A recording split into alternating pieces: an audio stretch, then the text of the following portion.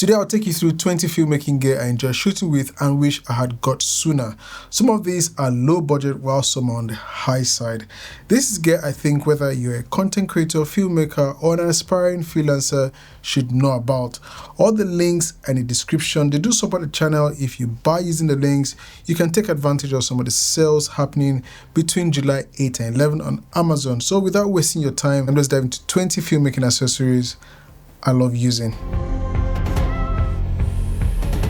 First up, camera cages. I remember telling one of my guys to get a camera cage as I just bought a Sony a6700 and he swore he didn't need one. Several weeks after, I see him with a camera cage on his a6700. I know you're watching this. Anyways, I use SmallRig cages on all my cameras. My Sony a7 IV, my Lumix S5 2X, which is the one I have here, and my S1R Mark II, which I'm using to film this episode. I'm still waiting for SmallRig to release a cage for the Pixel 6K. Hopefully they see this video. Cages add a level of protection and give you multiple mounting points for monitors, mics, light, handles, whatever, and they're not too expensive. Number 2 are NATO rails. The NATO rail system is a game changer. I still use SmallRig NATO rails and I prefer the very small slim ones, even though this one is the thicker one. I have the slim one on my Pixel 6K right here with a handle on it. I prefer the NATO rails because it lets me quickly mount and unmount accessories like handles, arms or monitors without tools. They are super fast and locks with my accessories in place securely. It doesn't move. Number 3 is a V-mount battery plate that attaches easily to my camera cages. Once again, I use the ones from SmallRig. There are versions that have multiple connection power ports, but I prefer to use this one most especially with my mirrorless camera here as it's lighter for run and gun use. I'm pairing with my SmallRig V-mount battery plate is the newly launched SmallRig X Touch Triple Proof Smart X99 battery. It's not a cheap battery, but that's due to the fact that it's got a 1.5 meter drop proof. It's also water, dust and shock proof.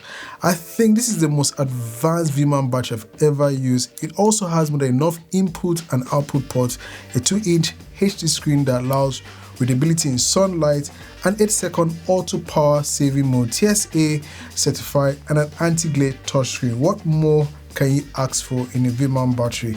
You're also able to power off the battery completely, so there's no drain when not used or connected to an accessory. That's it. Now to number 5, filters. Filters are another thing you must have, especially if you're shooting video. There are different filters for different use case scenarios. They're the ones that act as shades or sunglasses for your camera, and they're the ones that produce effects like diffuse the light and other things that help reduce or eliminate reflections. I've used several filters from different brands, but I like the one here from K&F. This particular one is the K&F variable ND and circular polarizer combo, which gives me control over light and reflection. Super perfect for outdoor and product work. As you can see, as I rotate, it gets darker or lighter and then darker. You can see the changes: light, dark, light, dark. Number 6 is a matte box. I'll quickly take off this one. So this is a SmallRig matte box. There were times I thought having a matte box was just to make your camera look more professional, but they serve a purpose which I now see that significant, especially as I am slowly adding cinema lenses to my kit. So matte boxes help to reduce or cut completely glare hitting the lens. I own 2 matte boxes, both from SmallRig, but the one I prefer is the one I have here. This one has a CPL and VND filter built right into the box. This particular one features a functional magnetic quick release attachment system, hard stops, is very light, allows me to use it on my widest angle lens without any vignetting. And if you don't want to use a CPL or VNDs, you could just easily take out that quickly and slide in a rectangular filter. Audio is critical, and that takes us to number 7. Good audio equals peace of mind, and there are different microphones for different purposes: shotgun mics, wired and wireless lav mics, and many more. For shotgun mics, I usually use the Sennheiser MKH 416, which I've had for a very long time. It's not here, it's just above from screen. Yeah, it's wired and requires phantom power, but because of its exceptional audio quality and not needing to tweak so much in post, I haven't seen the need to use another one. Now, my alternative to filming outdoors, especially run and gun setups, is a Comica VM40. It's battery powered, 32-bit float, internal storage, can be used wired or wirelessly, has onboard audio filter settings like low cut and high powers on and off when I power on and off my camera, saving its battery. This mic for me has been super reliable and has never messed me up. The only thing I want to say is always make sure you have it charged up, because you never want to go out without it being charged. Now to situations where I want to mic a talent or myself, like if I go to an expo where I'm filming, I need to mic up a few talents on set, would be the Saramonic Air or the Saramonic Ultra. The Saramonic Air costs only $170. I use it on a personal production as backup to mic the talents, and it delivered exceptionally well. It doesn't have internal memory storage, but I think that's due to its size, but it comes with its own wired mic locking system and it's very strong, so there's no fear of any form of disconnections. I've reviewed this mic, I'll leave links in the description as it's so affordable. If you want internal recording with a 2-bit float auto gain, you can try the Saramonic Ultra. This is another mic system I've reviewed with more powerful features. I'll also leave a link below. Now the bonus to use the Saramonic Ultra or the Saramonic Air is a Saramonic Sony adapter. If you are a Sony shooter, this adapter lets you use the Saramonic Air or Saramonic Ultra directly via the hot shoe, freeing up ports and keeping your rig less with wires. A portable SSD is a must-have at number 10. They are fast if you need speed, small and mostly reliable. Can be used with cameras like the Blackmagic and the Lumix cameras.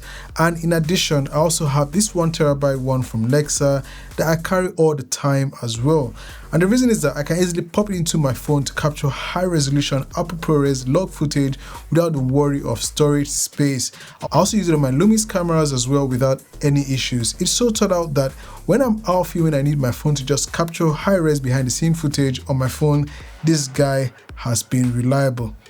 Now number 11 is the NAS. I can't bring it up here, and I can't stress enough about the NAS systems. Get yourself a NAS when you can, especially if you're shooting a lot of content. There were times I used to go through external hard drives looking for content, especially B-roll of products I have shot in the past and maybe don't have the product anymore. Now I can just check in one place for anything I'm looking for that has been backed up. Additionally, you can access it from anywhere as long as it's connected to the internet.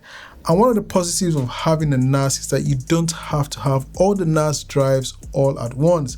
For me, I have a 5-bay Synology NAS with 3 16TB in them, and I can upgrade whenever by adding more 16TB drives. Next are clamps. Trust me, when I say this, you cannot have enough clamps. Here in my studio, I use them a lot. I hang mostly my lights instead of having stands everywhere. Even the mic I'm using to record this video with this auto frame is being held by a clamp. I also run a podcast here in the studio with 3 cameras, and one of the cameras is also held on a clamp. I feel like clamps are the unsung heroes on set. In front of me, I have clamps. This one I usually use it to, like I have my soft diffuser cloth I'm using to hold with this. I also have the Martinelli, this is the Martinelli clamp, which I can use to rig a heavy thing like a camera. And then this one used for holding V-mount batteries on like a pole. So I'll put this on the pole, lock it in, and I can slide my V-mount battery to charge my camera. I'll keep my camera and accessories charged on set. Number 13 is my SmallRig multi-tool kit. This tool lives in my bag all the time. Hex keys, flatheads, it saves me every single shoot. I have 3 of these, 2 from SmallRig and 1 from a brand I will not mention. Why? Because when I misplaced my first SmallRig multi-tool kit, I hurriedly bought this one here and one of the hex heads broke. Then I decided to take some extra time to look for my SmallRig version and found it. So get the SmallRig version and thank me later. Just remember not to leave home without one. Next at number 14 are quick release adapters. I have a couple of these cheap aftermarket ones I got off AliExpress that I have been using for a long time now, and they have made life easier for me when it comes to just swapping out my cameras. Although there are smaller versions for mic and portable on-camera monitors, quick release adapters are a must-have. They cut setup time by half and keep you moving fast. Next is the camera cage. I own and use the Pelican 1637 air case, and I'm planning on getting a smaller version, the Pelican 1535 air case. This 1635 version I've had for over 3 years now, and it has kept my investment safe. It's rugged, lightweight and customizable on the inside. It's been my chair when I needed to sit, a platform reaching top shelves and more, and you can fly with it without any stress. Just make sure you're not exceeding the weight. 16 are tapes. Gaff tapes and medical tapes are what I use. Gaff tape is classic, as we all know, but why I also mention the medical tapes is because if you're miking up a talent on their bare body, you wouldn't want them feeling any pain from the hair being pulled apart. So I also recommend the medical tape alongside the Gaff tapes. Your talent would thank you later. Number 17 are side handles. As you already know, I'm a SmallRig cage user, so definitely my side handles are from SmallRig as well. And I've got several types, RE rotating versions with record trigger and one without. When she's on my Pixie's camera, it makes handling easier for me. On my Sony and Lumi's camera, I have this rotating version from SmallRig that also has NATO rail with a trigger record button function and battery slot. Coming in at number 18 is something that's completely shifted how I monitor and record on the go, and that is the Accsoon SeeMo 4K. This little device right here transforms my iPhone into a full-featured camera monitor and portable recorder. It helps with framing, exposure, audio levels, and even live streaming, all through a clean mobile interface. It supports false color, LUTs, waveforms, and histograms, features I normally expect from an external monitor. It's become my go-to for capturing what my camera is seeing, especially when I'm reviewing lenses, cameras, or doing behind-the-scenes setups for filmmaking tutorials. And because it's so lightweight and versatile, I don't need to carry around heavier gear just to get proper monitoring. If you're in the Apple ecosystem and want a streamlined, travel-friendly way to monitor and record, this is a smart addition. Number 19 is a diffuser cloth. Some people suggest a white shower gel, but if you buy one like this from Amazon, you can easily use them to further soften light and create those Hollywood light styling you see in movies and commercials in your YouTube, Instagram, or TikTok videos like I'm doing. Using a diffuser cloth is more of a hack for me, and it's the cheapest way to achieve that Hollywood look without dipping too deep into your wallet. With about 2 light stands and some pegs, and even maybe a parabolic soft box on your light, you can achieve nice soft lighting. This is exactly what I have for my setup shooting this video. The last but not the least at number 20 is camera screws. These are probably the cheapest out of everything I've mentioned, but also in the unsung heroes category. Having a stash of 1/4 20 screws saves the day constantly. Throw a few in your bag and thank me later. Now, before we wrap up, here are a few bonus accessories I've been testing or using lately. These aren't essential for everyone. It really depends on your workflow, but I still think they're worth mentioning. Bonus number 1, like you see here, is a gimbal. This is a Zhiyun Crane 4E. I have owned gimbals for years, and my current one is a Zhiyun Crane 4E. It's great for heavy setups and buttery smooth footage, but I'll be honest, I don't use it all the time. This model has a built-in wrist support, which definitely reduces wrist fatigue. That said, I actually like the look of handheld shots. They feel more organic, more alive. So while gimbals are great, they didn't make my top 20. Maybe I'm just getting older. I've been eyeing an easy rig system to take off some of the weight. Another recent addition is the DJI LiDAR focus system. It didn't make the top 20, mainly because it's still new to my kit. But I have a feeling it earned a spot once I've used it more. If you shoot solo with cinema lenses and you do a lot of handheld movement, this is a game changer. I've used a PD movie LiDAR system before. It worked, but it just didn't match DJI's feature set. No face tracking, no multi-face detection. DJI's version wins in both performance and usability. A few other pieces of kit I've really enjoyed using lately: portable monitors like the Feelwell H5 with SD and HDMI in and out I have on my Pixel 6K here. My Blackberry Video Assist, always handy for framing and focus on the go. The Zip-on automatic slider, great for adding motion to B-roll or product shots. Battery powered lights which provide flexibility without cables. One light in particular is a SmallRig RC100C, which is an RGB light. It's fast becoming my favorite travel light. That's because it can be powered directly off a V-mount battery.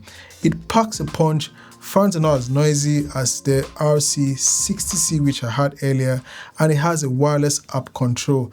I just love the simplicity of this light. So that's it, 20 accessories I enjoy filming with. Some change how I shoot, some just made my life easier, saving me time and headaches making me a better and faster hybrid shooter, plus a few bonuses I think are worth checking out. I've linked everything in the description below so you can take advantage of some of the sales happening between July 8 and 11 if you shop on Amazon. Remember, SmallRig is also having a sale which is up to 40% on select items.